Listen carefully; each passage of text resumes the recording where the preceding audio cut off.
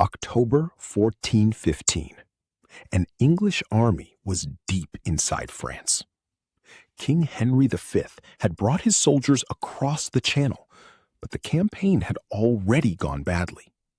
Disease, hunger, and exhaustion had weakened the army. And now, standing between the English and safety, was a much larger French force.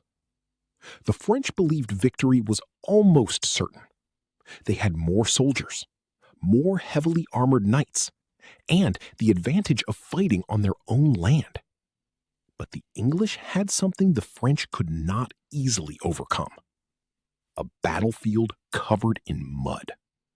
After days of heavy rain, the ground around Agincourt had become soft and difficult to cross.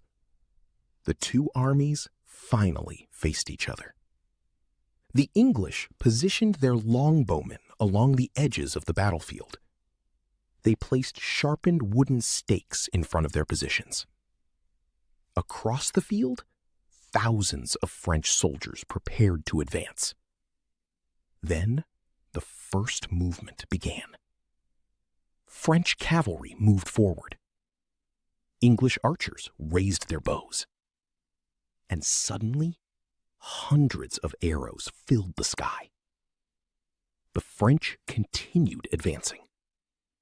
But with every step, the mud made their movement more difficult.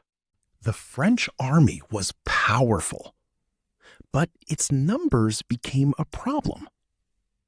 The battlefield was narrow, and the muddy ground made it difficult for large formations to move together. Heavy armor made the soldiers even slower. Horses struggled to keep their footing. As more soldiers pushed forward, the formations became increasingly crowded. The English longbowmen continued firing. Then English soldiers moved forward into close combat. What was supposed to be a French advantage was becoming a disaster. Their enormous army could no longer use its full strength effectively. The fighting became chaotic. French soldiers were packed tightly together. Some struggled to move through the mud. Others were forced backward by the pressure of the formations behind them. The English, despite being heavily outnumbered, maintained their position. King Henry V watched the battle closely. By the end of the fighting, the French army had suffered enormous losses. The English had won. But Agincourt was not simply a story about better weapons.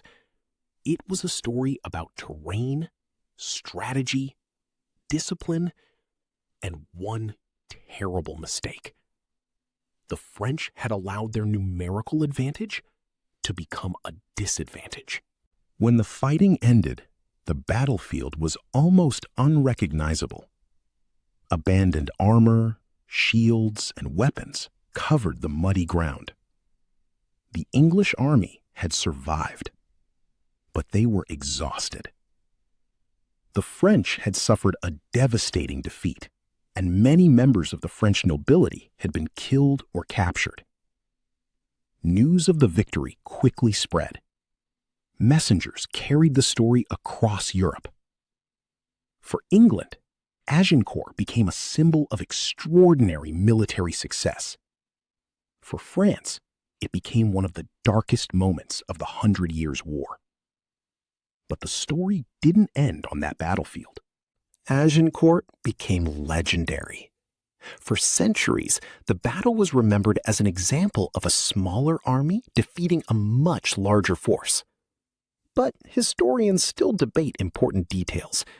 Exactly how many soldiers fought? How many died? And how much did the longbow actually determine the outcome?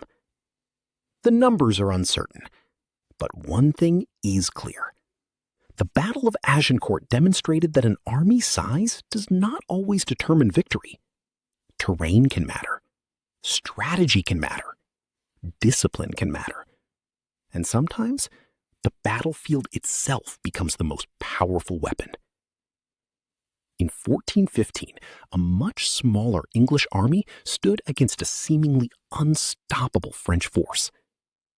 And against the odds, England won at Agincourt.